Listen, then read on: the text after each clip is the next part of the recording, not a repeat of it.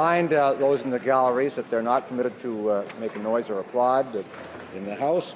The House will now proceed to the consideration of Ways and Means Proceedings number 2 concerning the budget presentation. Government order, consideration of Ways and Means number 2, budgetary policy in the name of the Minister of Finance. Mr. Morneau, seconded by Mr. LeBlanc, moves that the House approve in general the budgetary policy of the government. The Honourable Minister of Finance.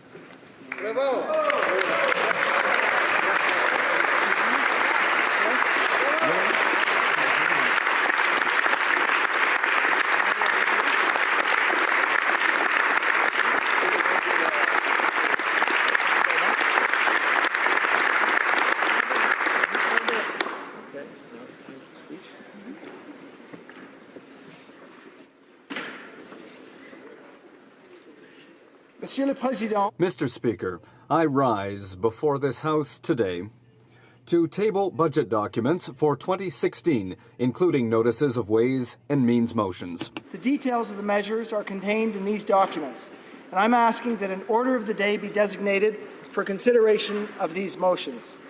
I also wish to announce that the government will introduce legislation to implement the measures in the budget.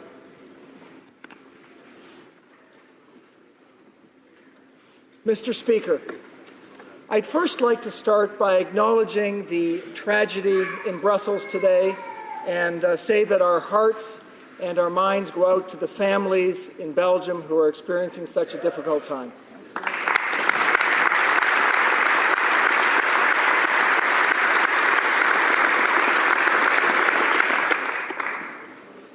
Mr. Speaker, today we begin to restore hope for the middle class. Today, we begin to revitalize the economy.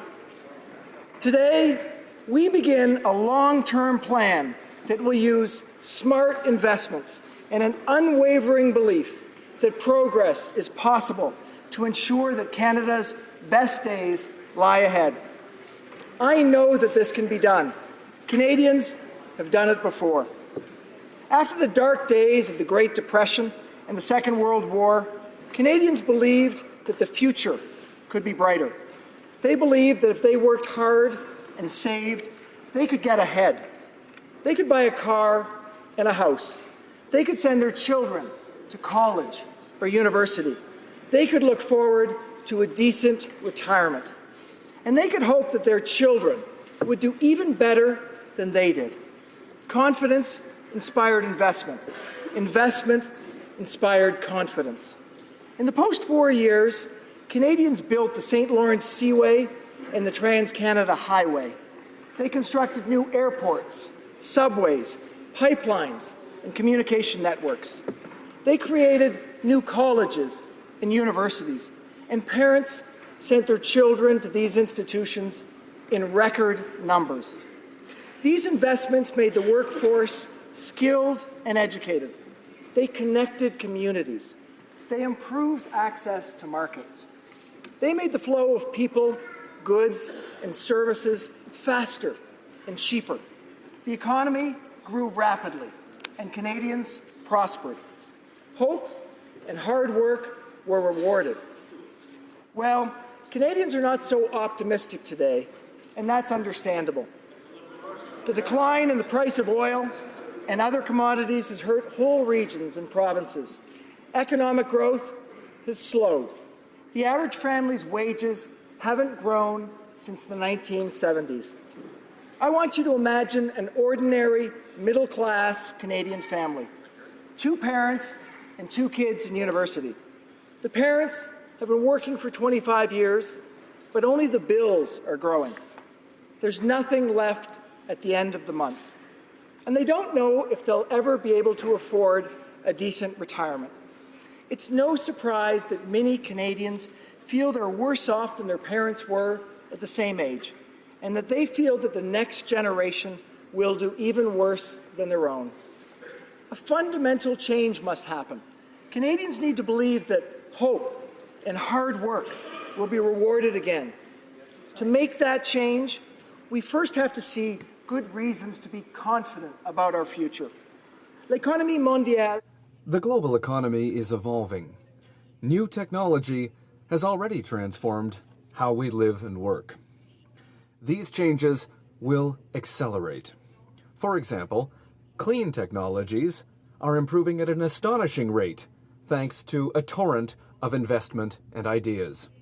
Markets in Asia present significant business opportunities. Canada can and must be a leader in this new environment. Canadians are highly educated and skilled. The diversity of our population makes us more competitive and is a wellspring of innovation. We are at the forefront of scientific research. There will always be those who claim that we should fear change. The reality is that we stand before a historic opportunity to shape and lead this change. But to shape the future, we must invest in the future. We must do for our children and our grandchildren what our parents and our grandparents did for us. Fortunately, circumstances for investment are ideal. Wise management of the nation's finances back in the 1990s restored Canada's fiscal health, giving us a debt-to-GDP ratio today that is by far the lowest of any G7 country. At the same time, our interest rates have never been lower, so we can borrow on excellent terms, as governments are being urged to do by everyone from the OECD to the IMF to the G20. Our plan, Mr. Speaker, is reasonable and affordable. By the end of our first mandate, Canada's debt-to-GDP ratio will be lower than it is today. The government will make the investments needed to boost the economy over the long term. Mr. Speaker, we know that balancing kids, careers, and personal goals is not easy. People work hard. They expect that their government and their economy will work hard for them in return. This budget puts people first and delivers the help that Canadians need right now. But it's about much more than this moment. It's an essential step in a sustained, strategic effort to restore prosperity and optimism. The fate of the middle class and the fate of the country as a whole are one. Canada will not prosper if the middle class does not prosper.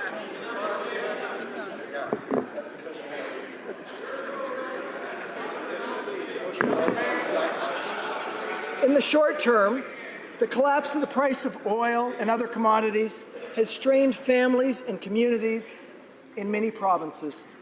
So, Mr. Speaker, to ease the burden, the government is extending employment insurance benefits in affected regions, including parts of Alberta, Saskatchewan, Northern Ontario, Newfoundland, and Labrador.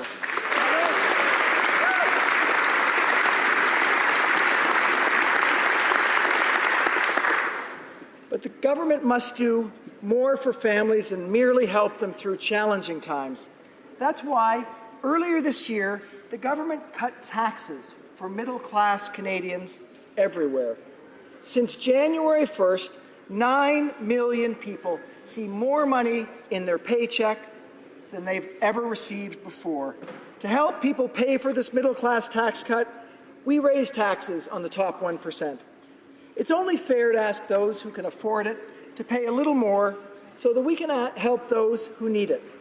And, Mr. Speaker, strengthen the economy for everyone. But more needs to be done. And with this budget, we will do more, much more. Mr. Speaker, I'm proud to announce the introduction of the new Canada Child Benefit, a plan to help families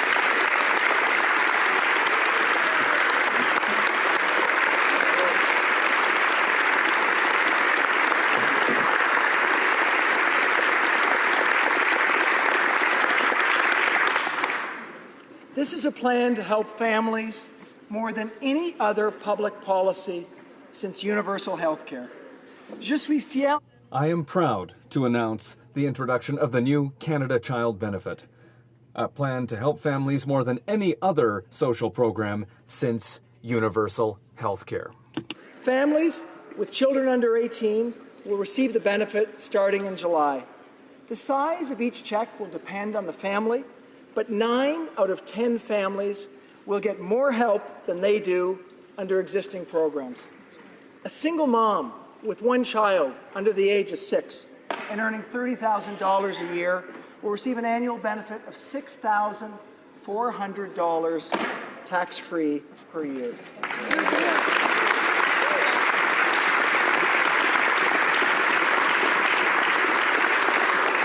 A family with 2 children earning $90,000 will receive $5,650 annually, an increase of $2,500 a year from the current system. That's money in the pockets of mom and dad, money that can go directly to eating healthier food, paying the rent, or buying the clothes for going back to school. L'allocation canadienne aux... The Canada Child Benefit will lift hundreds of thousands of kids out of poverty.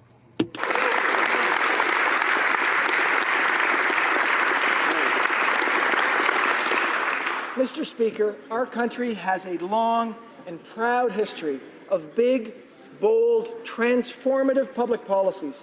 Programs like universal health care, old age security, and the Canada Pension Plan. Now we proudly add the new Canada Child Benefit to that honourable list. As important as government help is, what the middle class needs now in Canada most is strong economic growth. That's why the government will make new investments in infrastructure from coast to coast to coast. We all benefit when infrastructure is improved.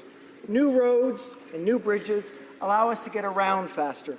Waste treatment plants, sewers and water mains keep water clean. Broadband connects us digitally. Social housing delivers affordable housing and affordable homes. These benefits, Mr. Speaker, are obvious, but people don't always realize that infrastructure is vital to strengthening the economy and growing the middle class. Consider something as simple as traffic jams. Everyone knows that they're annoying, but they also slow the movement of people, goods, and services. They actually hurt the economy. That's why an investment in mass transit does much more than make life more pleasant. It boosts the economy. It helps the environment, and not just for today, but for years and for decades into the future. Studies consistently show that when there's slack in the economy and interest rates are low, for every dollar a government spends on infrastructure, substantially more than $1 of economic activity is generated. These are good investments. Some are urgently needed and require the government to act quickly. But in every case, investments will be made with a focus on long-term value, so the Canadians will reap the benefits far into the future. To help families and communities struggling right now, the first phase of our infrastructure plan invests $11.9 billion over 5 years to modernize and rehabilitate public transit, water and wastewater systems, provide affordable housing, and to protect infrastructure systems from the effects of climate change.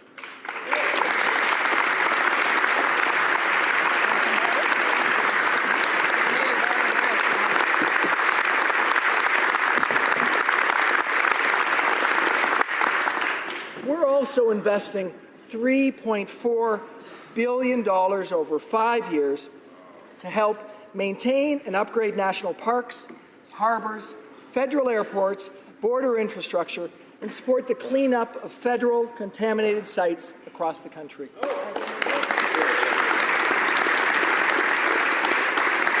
Over the course of the next decade, we will invest more than $120 billion in infrastructure.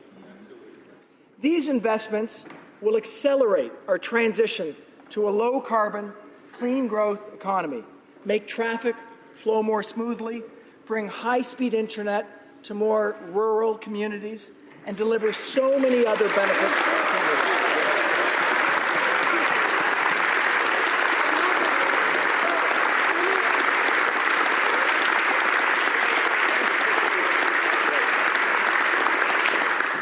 It means a father will make it to his daughter's soccer game on time. It means a small business owner in rural Manitoba will get our website up and going, and our communities, they'll be better places to live. But most of all, they'll deliver a long-term boost to the Canadian economy. Now, we know that the global economy is going through an extraordinary time of change. One thing, however, will never change. The people, companies, and countries who create the next economy will prosper. Canadians can be those people, build those companies, and build that country. To get there, we need to invest in innovation. Well, within the next year, the government will put forward a new innovation agenda which will outline a new vision for Canada's economy as a centre for global innovation, renowned for its science, its technology, its resourceful citizens, and globally competitive companies. Underpinning the innovation agenda will be our plan for real change. But we're not waiting to move ahead. Today I'm announcing several new, important measures that will boost our capacity to innovate and to grow our economy. We start with post-secondary education.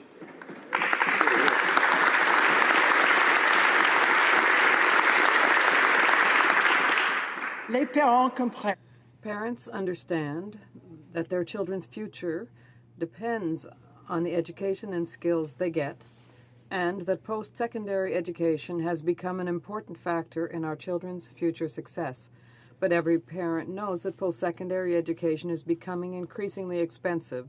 The government must do its part to make post-secondary education more accessible.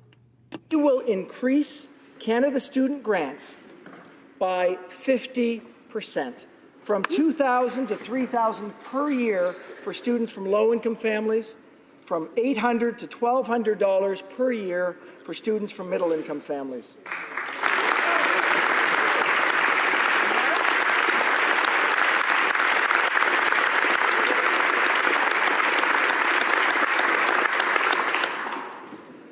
$250,000 students from across the country from low-income families, 100,000 students from middle-income families, and 16,000 part-time students will get more help each and every year as a result of these measures.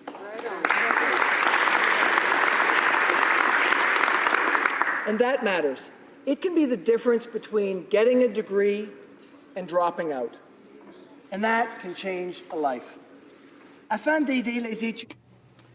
To help these students gain experience, we will create up to 35,000 additional jobs for young Canadians in each of the next 3 years under the Canada Summer Jobs Program.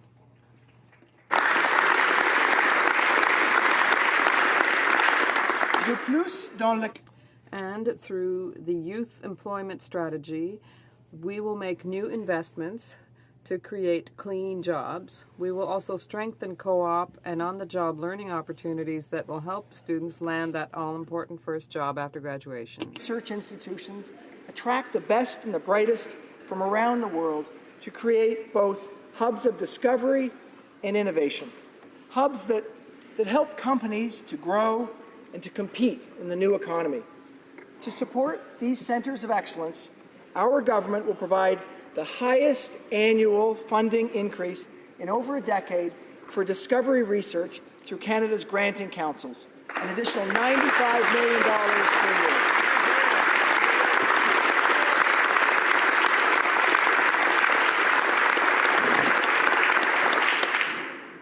year. I'm also very proud to announce that we will invest $2 billion over 3 years for a new post-secondary institutions strategic investment fund to modernize on-campus research, commercialization, and training facilities. Yes.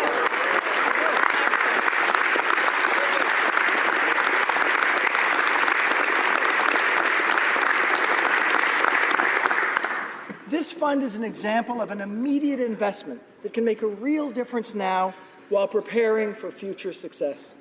Colleges and universities will be able to modernize research labs, retrofit buildings used for advanced training, and expand on-campus incubators that support startups as they grow their businesses.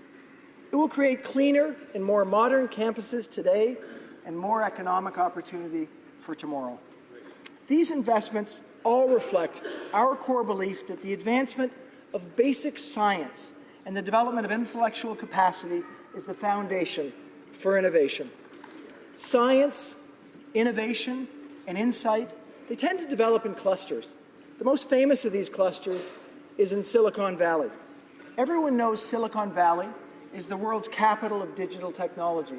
But I'll tell you, everyone in Silicon Valley knows that Canada's own Waterloo region is home to some of the most brilliant and innovative minds and companies in the world. This is a model that Canada can and must build on. We believe that businesses, post-secondary institutions, governments, and other stakeholders can work together to accelerate economic growth. We will invest, Mr. Speaker, $800 million over 4 years to support innovation networks and clusters designed to increase collaboration and create value through innovation.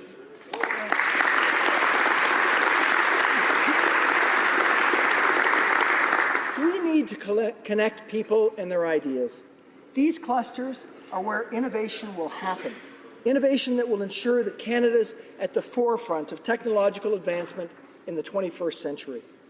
Innovation and economic growth are not only good in themselves, but there is more.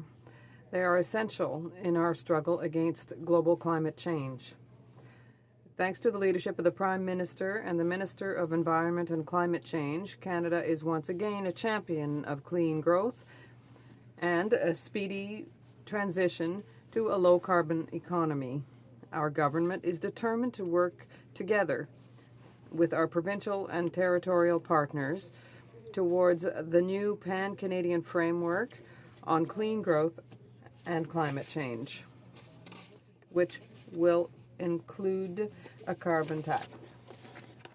Between a strong economy and a clean environment.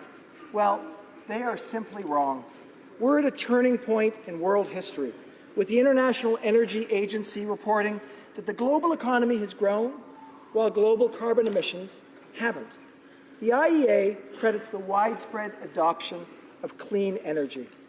This is just a glimpse of the future, a future we want Canada to lead.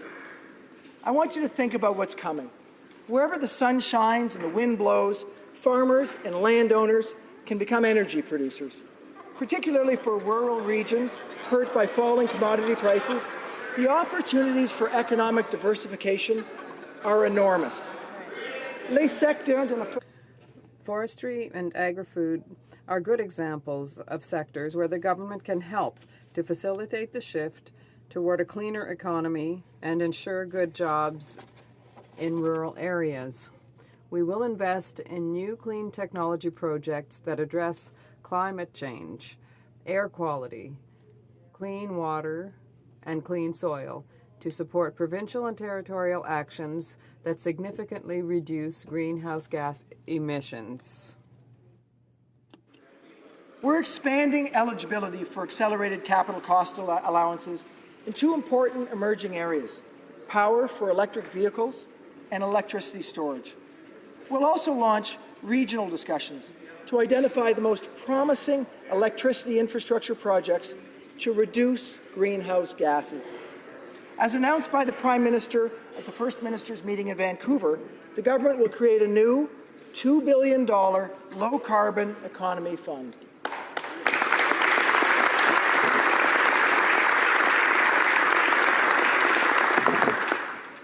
But our concern for the environment isn't limited to fighting climate change. Our government is investing to expand protected areas, develop new national parks, and fund ocean and freshwater science. We are all blessed to live in a country of unique and spectacular natural beauty. The trails we hike, the mountains we climb, the beaches we swim, and yes, as the Prime Minister knows, the rivers we paddle, give Canadians a special connection to the natural world and a special responsibility to steward nature's many gifts. Mr. Speaker, our national parks are the most beautiful places on this planet. From Cape Breton to Guayhanas, from Kluane to Point Pele, we'll invest in them as our gift to ourselves and the world on the occasion of Canada's 150th anniversary in 2017. Together, we'll share these national treasures with a whole new generation of children and capture the spirit of the Great Canadian Road Trip.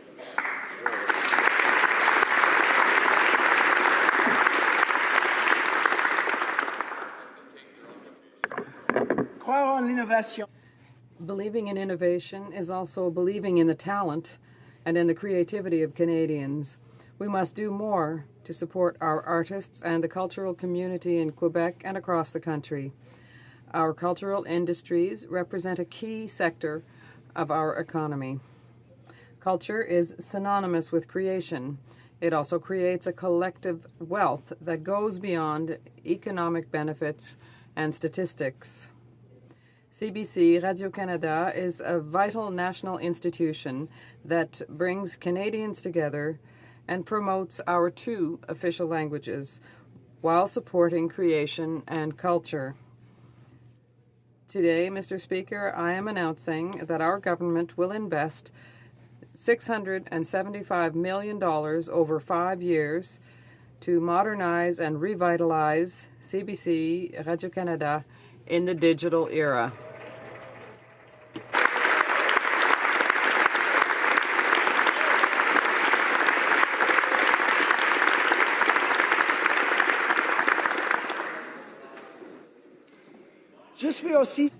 I am also proud to announce that our government will invest a total of $1.9 billion over 5 years in the arts and culture sector.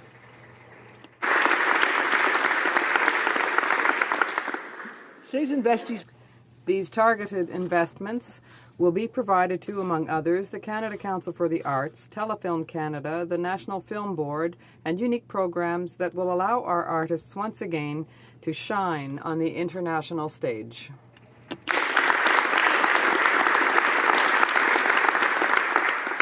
Good policy is impossible without good data. If we're to lift children out of poverty, we must first understand the cause. If we're to provide quality health care for seniors, we must know how many seniors there are and what services they need. If we want to protect minority languages, we need to know where they're spoken. Literally nothing that governments can be done well without good data. That's why, led by my colleague, the Minister of Innovation, Science and Economic Development, our government wasted no time in bringing back the long-form census.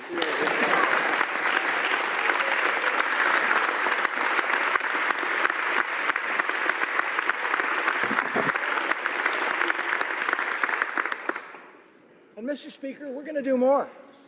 Too often when we ask for the evidence needed to make informed decisions, we find that it just doesn't exist. For example, we know that many Canadians, especially British Columbians, are concerned about the effect of foreign ownership in the housing market. Unfortunately, the problem isn't well understood. More information is needed.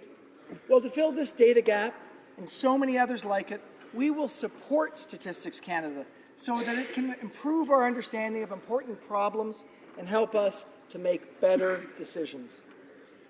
But growing our economy is not enough if that growth isn't shared by the middle class and those working hard to join it. Inequality is on the rise. To thrive, the middle class must be diverse. It has to represent us all: seniors, people living with disabilities, new Canadians, LGBTQ, rural Canadians, urban Canadians. All must benefit from the growth that we create together. We're working on that, Mr. Speaker.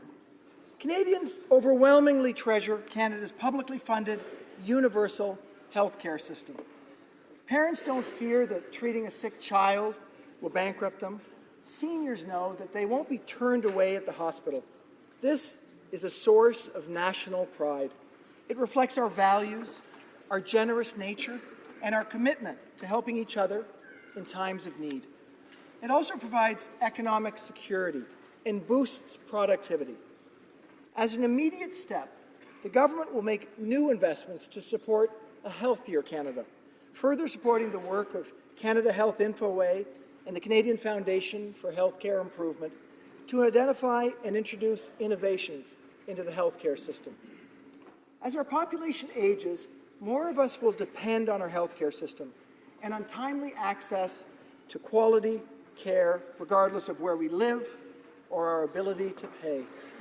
Protecting the integrity of our healthcare system is of utmost importance to our government.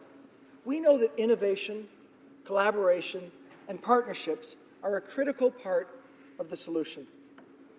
As part of the boost in new annual funding for discovery research, we will provide an additional $30 million per year to the Canadian Institutes of Health Research.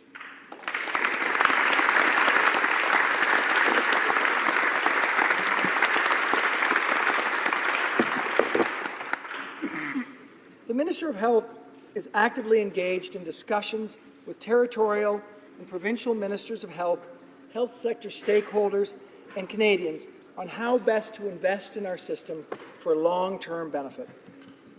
Home care and a patient-centred approach are part of these discussions, and our government's committed to providing the federal leadership needed in health care for the benefit of all Canadians. An integral part of the middle-class dream is a secure and dignified retirement. For too many Canadians, it has become impossible to save enough before reaching retirement age. Too many seniors live in poverty, in particular single seniors.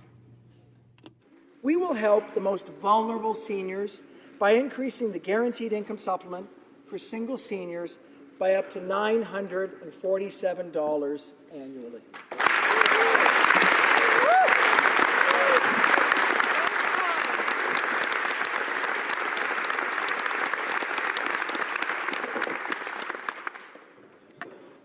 This enhancement more than doubles the current maximum top-up, represents a 10% increase in maximum benefits. It will improve the financial security of about 900,000 single seniors across this country. Here.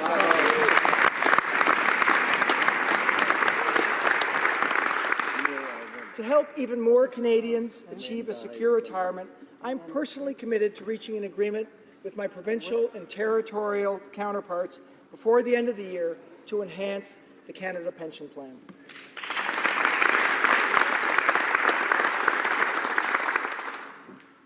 Our veterans have dedicated their lives to the defense of their country. They deserve our gratitude, our respect, and our support. We made a solemn promise that they will have it. And, Mr. Speaker, we intend on keeping that promise. We will increase the disability award for illnesses or injuries resulting from military service and align it with other new veterans' charter benefits by indexing it to inflation. We will expand access to higher grades of the permanent impairment allowance to better support veterans who've had their career options limited by a service-related illness or injury. We'll increase the earnings loss benefit to provide income replacement of 90% of pre-release salary for injured veterans and index this benefit so that it keeps pace with inflation. Canada's veterans have also earned access to more in-person government services right in their communities. With this budget, we're providing additional funding to Veterans Affairs Canada so that it can reopen service offices recently shuttered in Charlottetown, Sydney, Cornwall, Windsor, Thunderball, Saskatoon, Granville,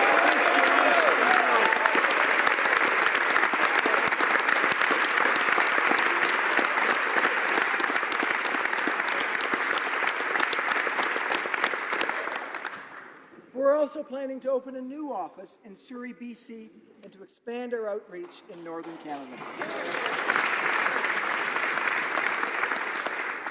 To help veterans in the rehabilitation process, we'll enhance frontline services by hiring additional case managers to reduce the client-to-case manager ratio to no more than 25:1.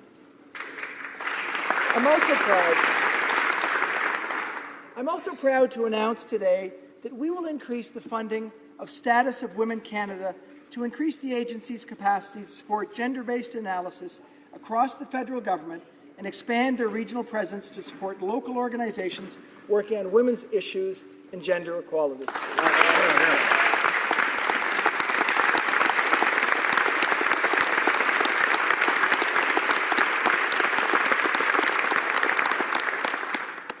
I recently appointed the Government's Advisory Council on Economic Growth that will advise us as we build a long-term growth strategy for the country. And I'm proud of the fact that the majority of the experienced business and economic leaders that we appointed were women. Right. I pense à la demande persistante. To meet the continuing and growing demand for affordable housing across the country, I am proud to announce that the government will double the amount that it provides to the Canada Mortgage and Housing Corporation's Affordable Housing Initiative. Thousands of families will benefit from the measures contained in this budget to support affordable housing. Our government will also invest an additional $112 million over the next 2 years in the homelessness strategy to help the various segments of the population that are directly affected.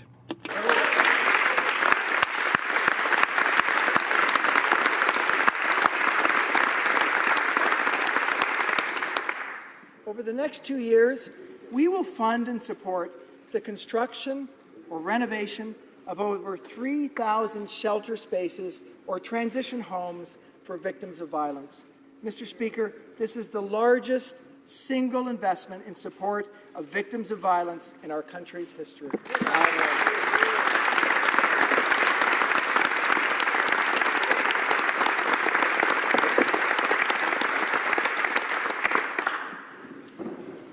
We simply cannot claim to be successful as a country as long as Indigenous peoples aren't given every chance to succeed.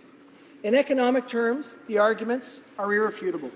With an aging population, the Canadian economy needs more workers. The Indigenous population is young and growing. It could help. But that can't happen until First Nations, Inuit, and Métis peoples have a path to prosperity. And that means investments. I've met with Indigenous leaders and community members on several occasions, including during pre-budget consultations in Winnipeg. And I commit to maintaining this relationship during my tenure as Finance Minister. Mr. Speaker, I am so honoured on behalf of the government to announce historic investments of $8.4 billion over the next 5 years to ensure Indigenous peoples share in Canada's prosperity. Hear, hear.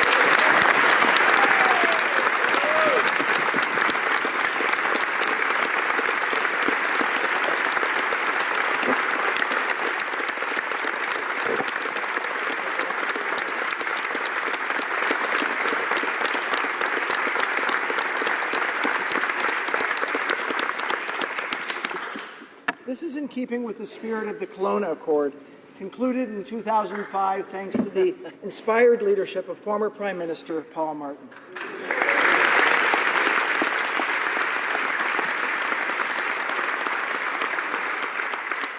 Mr. Speaker, over half of that money will be invested in education.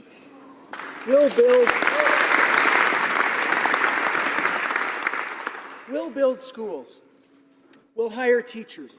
We'll ensure that Indigenous children get the education they need and deserve. Housing is also an urgent need. The government will invest nearly $555 million over 2 years in housing. And so is healthcare. The government will invest to repair and build nursing stations and residences for healthcare workers in Indigenous communities. And finally, Mr. Speaker, we will put an end to the unconscionable crisis of boil water advisories on reserve.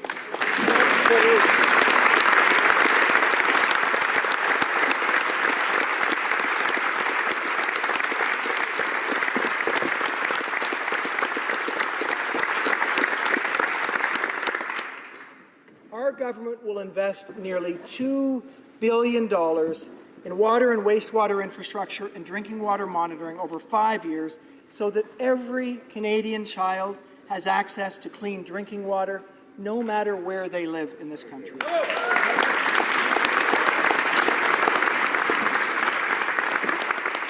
Last November, the government committed $678 million over 6 years, starting in 2015-16, to resettle 25,000 Syrian refugees by February 29, 2016. And today, we're committing to new funding to resettle an additional 10,000 government-assisted Syrian refugees over the course of 2016.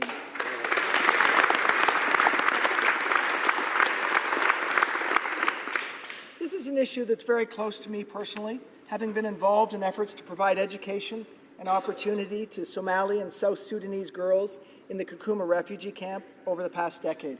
And I can say that I've been moved by the warmth, caring, and resilience of people who've given up so much to flee conflict in search of a better life for themselves and their families. Well, this fall, I was doubly moved, as we all were, by the outpouring of support and the welcome Canada reserved for Syrian refugees. I believe that the world saw the best of Canada in our response to this crisis, and I thank the Minister of Immigration, Refugees and Citizenship for his leadership.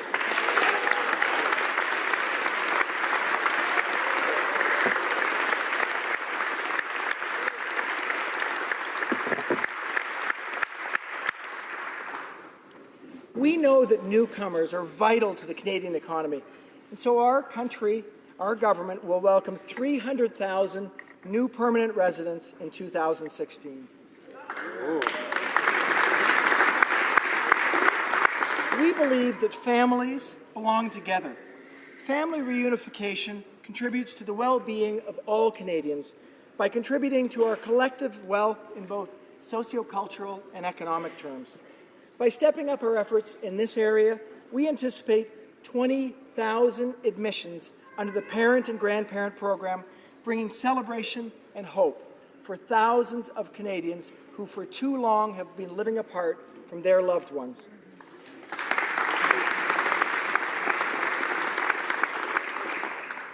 Mr. Speaker, the government is steadfast in its commitment to providing greater security for Canadians. Led by the Minister of Defence, we will conduct an open and transparent process to create a new defence strategy that will deliver a modern, more agile, and better equipped military.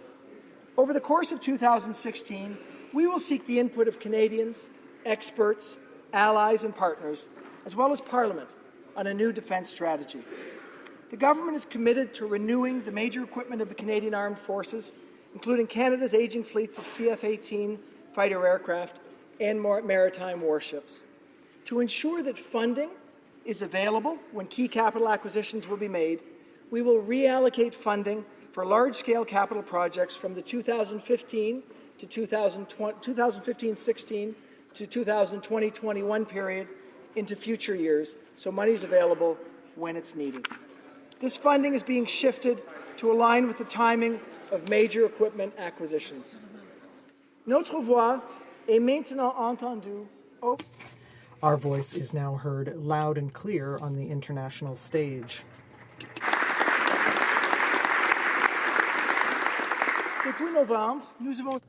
Since November, we have signed an historic greenhouse gas emission reduction agreement in Paris. We have renewed and revitalized our relationship with our most important partner, the United States, and signed a new continental energy and environmental agreement that includes Mexico.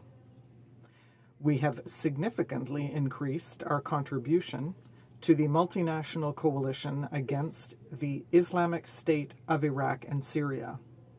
And we have led the charge on the need to invest in order to boost economic growth at international economic forums such as Davos and the G20. We believe the time has come to invest to build a strong and prosperous country. Today, we're seizing the opportunity to invest in people and the economy to prepare Canada for a brighter future. Of course, This is only the beginning. Today we've taken some first steps in a long journey. We've much work ahead of us. As we do that work, we remember that while we may act in the present, we do not act for the present. We act for the decades and the years to come. We act for our children and for our children's children. We act so they may inherit a more prosperous and a more hopeful Canada. Thank you very much, Mr. Speaker. Bravo!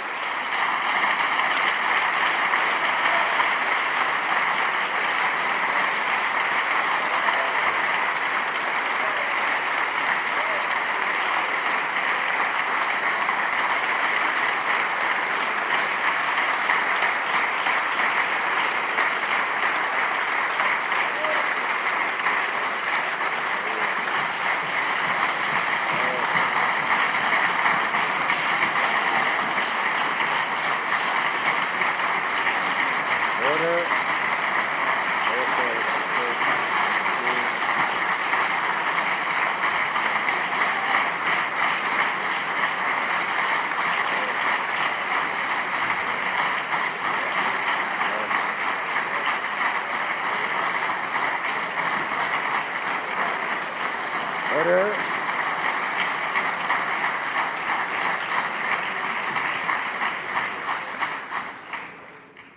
Questions and comments. The member for Milton. Here, here. Let's bring some reality. Mr. Speaker, the fine officials at Finance Canada today provided their independent analysis and have reported that for the April 2015 to January 2016 period, the government actually posted a budgetary surplus of $4.3 billion.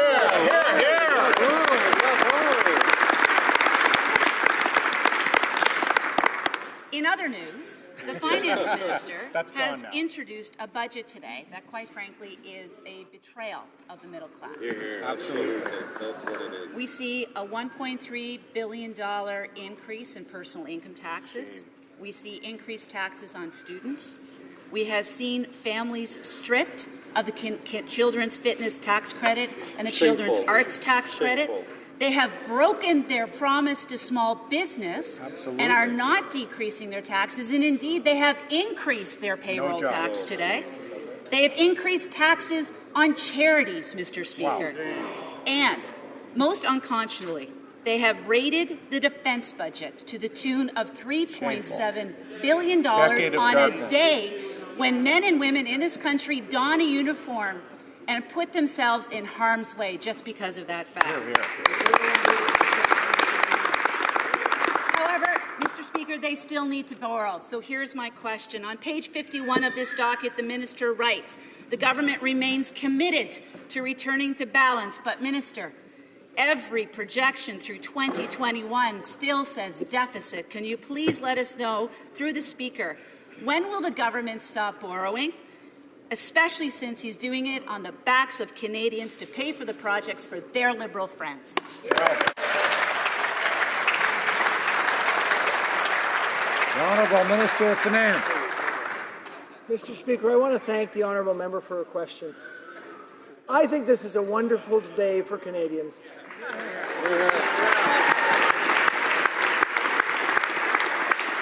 We are very proud of the budget we've put forward to help Canadians. It's only 5 months ago that Canadians elected a government, and they asked us to do two things. They said, help me and my family and grow the economy. Mr. Speaker, that's exactly what we're doing with this budget. We are helping the middle class. We started on January 1st with a reduction in taxes on Canadians, so 9 million Canadians now have more money in their pockets than they had before. With this budget, we moved to introduce the Canada Child Benefit. It's a simple, tax-free monthly benefit that adds $2,300 to the average family, 9 out of 10 Canadian families who get it. We're proud of this budget. It helps the middle class. Questions and comments. The Honourable Member for Rimouski, Nejet, Basque. Thank you, Mr. Speaker. Mr. Speaker, The budget is a question of choices, but as you know, often the devil is in the details, especially when we start to compare what is in the budget with what was in the Liberals' election platform. The Liberal election platform says that this budget has a shortfall of $237 million this year and over $100 million for next year with regard to Liberal promises.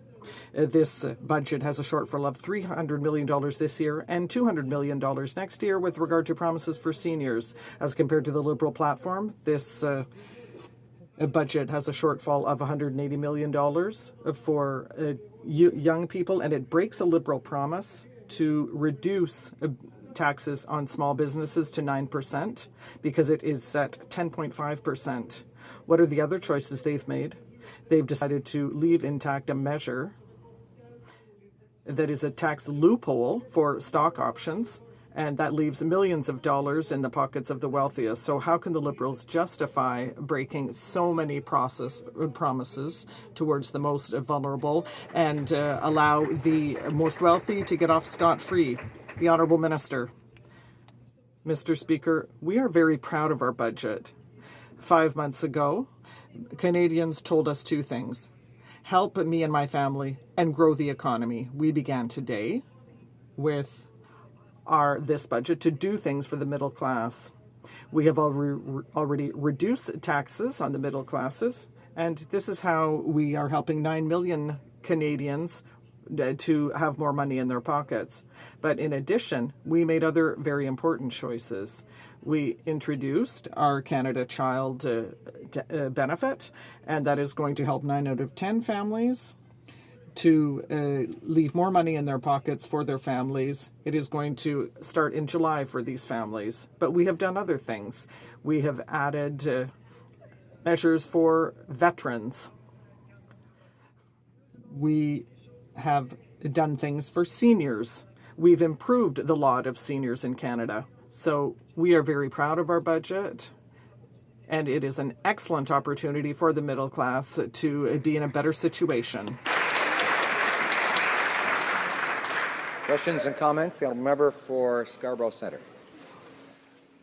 Thank you, Mr. Speaker. This is certainly an exciting day for Canadians as the Minister of Finance has shared our plan to grow the economy and strengthen the middle class. As I knocked on thousands upon thousands of doors during the recent election campaign, many hard-working middle-class Canadians in my riding of Scarborough Centre consistently told me that they wanted an economy that worked for them. In his speech a few moments ago, the Minister of Finance discussed the Canada Child Benefit, a new program contained within his budget. Can the Minister explain for the House the details of this benefit and how he believes it will help Canadian families? The Minister of Finance.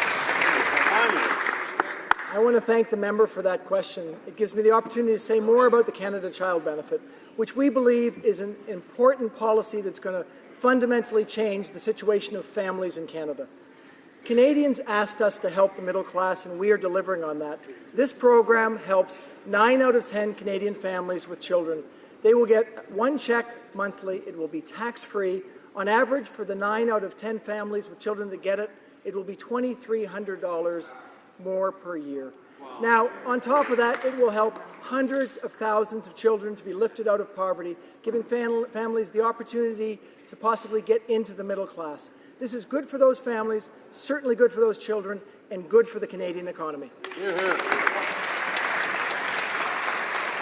Questions and comments? The honourable member for Brantford Brant.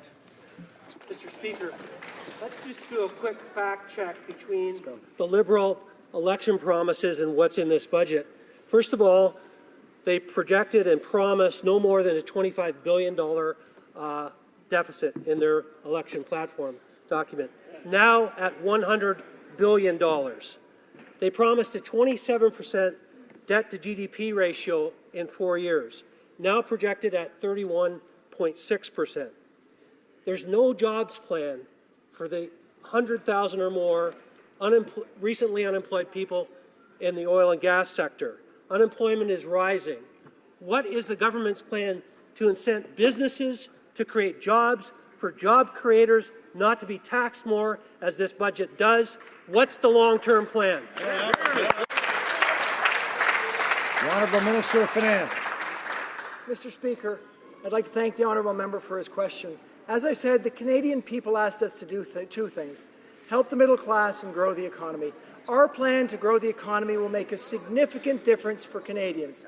We are making investments that this year are roughly $11.5 billion in new investments into the economy and almost $15 billion next year. This will have important impacts on helping to grow the economy. We will see, we believe, an increase in economic growth by 0.5% this year and 1% next year. And that's only the beginning. Over the long term, we intend on growing the economy through a long-term infrastructure plan as well as an innovation agenda that will make a real difference for Canada.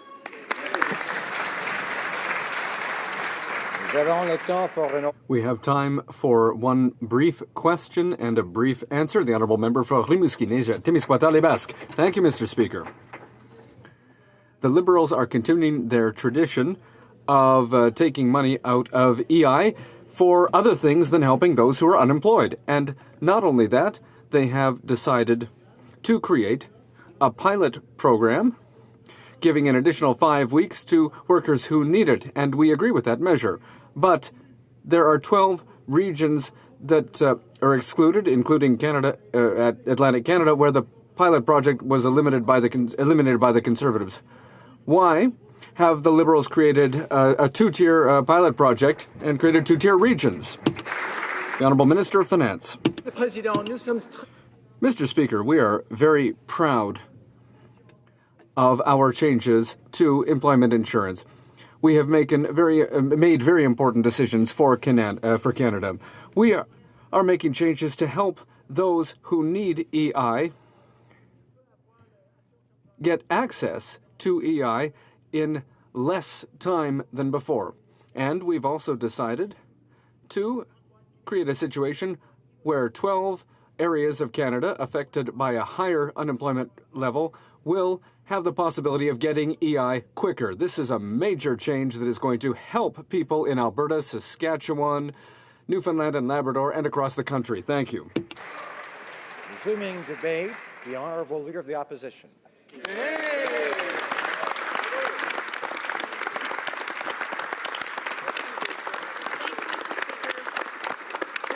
On a day like today, faced with this big, boring, big spending Liberal government, I think of our good friend, the fiscally responsible Jim Flaherty. Mr.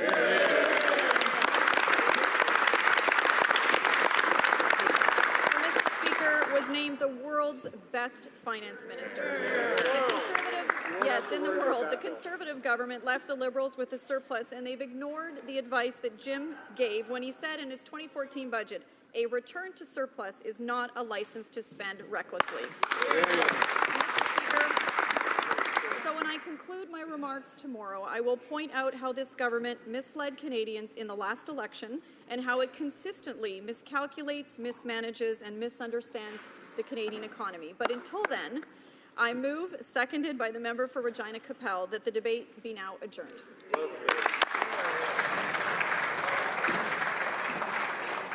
Ms. Ambrose, seconded by Mr. Scheer, moves that the debate be now adjourned. Pursuant to Standing Order 83-2, the motion is deemed adopted and the House stands adjourned until tomorrow at 2 p.m.